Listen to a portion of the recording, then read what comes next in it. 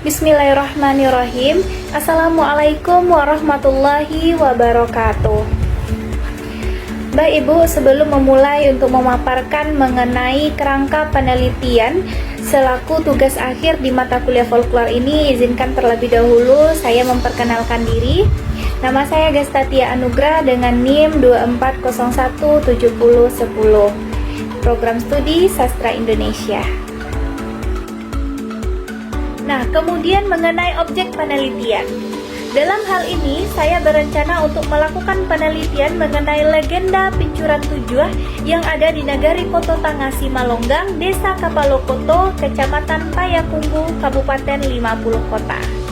Selanjutnya, alasan saya mengambil objek penelitian legenda Pincuran Tujuh. Yang pertama, saya ingin mengetahui lebih lanjut cerita sebenarnya legenda Pincuran Tujuh, dikarenakan minimnya informasi yang memuat mengenai cerita ini. Selain ingin mengetahui ceritanya, saya juga ingin mengetahui ritual serta tradisi yang dilakukan oleh masyarakat setempat yang berkaitan dengan Pincuran Tujuh. Nah, alasan kedua, setelah mengetahui cerita serta tradisi dan adat masyarakat setempat mengenai legenda Pincuran Tujuh, saya ingin mengenalkan cerita Pincuran Tujuh ini kepada masyarakat luas, khususnya masyarakat Kabupaten 50 Kota, supaya masyarakat juga mengetahui akan hal ini. Selanjutnya, rencana metodologi penelitian. Dalam penelitian ini, saya akan menggunakan metodologi kualitatif, yaitu suatu pendekatan penelitian yang berfokus kepada pengumpulan dan analisis data. Nah, metode yang saya gunakan adalah metode deskriptif. Jadi, data yang dikumpulkan itu berupa narasi, yang terdiri dari detail cerita, serta informasi yang didapatkan dari proses observasi dan wawancara. Nah, kemudian langkah-langkah pengumpulan dan pengolahan data.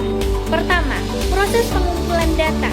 Dalam proses ini, saya akan melakukan 3 tahapan, yaitu yang pertama, melakukan observasi.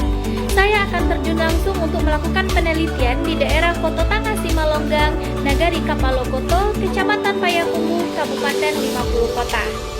Kemudian yang kedua, tahap wawancara. Saya akan membuat daftar pertanyaan yang akan saya tanyakan kepada para informan atau orang-orang berpengaruh di daerah tersebut untuk mendapatkan informasi mengenai legenda Pincuran Tujuh. Kemudian tahap ketiga yaitu dokumentasi. Selama melakukan observasi dan wawancara, saya akan meminta izin untuk mengambil dokumentasi seperti mengambil foto, video, serta rekaman suara dengan tujuan kevalitan data penelitian yang saya lakukan. Kemudian proses kedua yaitu pengolahan data. Pada proses ini ada 4 tahapan yang akan saya lakukan, yaitu yang pertama alih bahasa. Pada alih bahasa, saya akan mengolah semua data yang telah diperoleh dengan mengubahnya kepada bahasa Indonesia yang baik dan benar. Tahapan kedua yaitu perbandingan data. Pada proses ini, saya akan membandingkan semua informasi yang telah diperoleh dari para informan. Kemudian proses ketiga, penetapan data. Setelah melakukan perbandingan data, saya akan menetapkan satu data yang paling akurat mengenai legenda Pincuran Tujuh. Dan terakhir adalah proses penyuntingan. Setelah semua proses pengolahan data telah saya lakukan, maka di proses penyuntingan data tersebut telah siap untuk dipublikasikan. Kemudian, rencana teori penelitian. Pada penelitian ini, saya akan menggunakan salah satu teori Abrams, yaitu teori strukturalisme. Saya akan membahas legenda Pincuran Tujuh ini berdasarkan unsur atau struktur-strukturnya, sehingga penggambarannya lebih jelas. Selanjutnya, sumber rujukan artikel.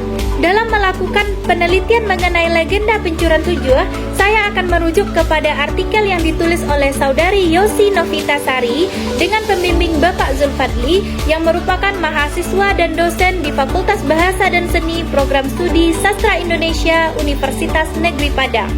Dengan judul artikel, Struktur dan Fungsi Sosial Cerita Rakyat Legenda Setempat Pincuran Tujuh di Nagari Koto Tangasi Malonggang, Desa Kapalokoto, Kecamatan Payakumbuh, Kabupaten 50 Kota. Selanjutnya, persamaan dan perbedaan antara penelitian yang saya lakukan dengan artikel yang saya jadikan sebagai rujukan. Persamaannya yaitu sama-sama menggunakan teori strukturalisme. Lalu perbedaannya, Di sini saya ingin membahas lebih rinci mengenai ritual serta tradisi yang dilakukan oleh masyarakat setempat yang berkaitan dengan pincuran tujuh, yang mana di dalam artikel yang saya rujuk, hal tersebut belum dijelaskan. Baik Ibu, demikianlah kerangka penelitian yang dapat saya terangkan. Terlebih dan kurangnya saya mengucapkan mohon maaf. Terima kasih dan terakhir, wassalamualaikum warahmatullahi wabarakatuh.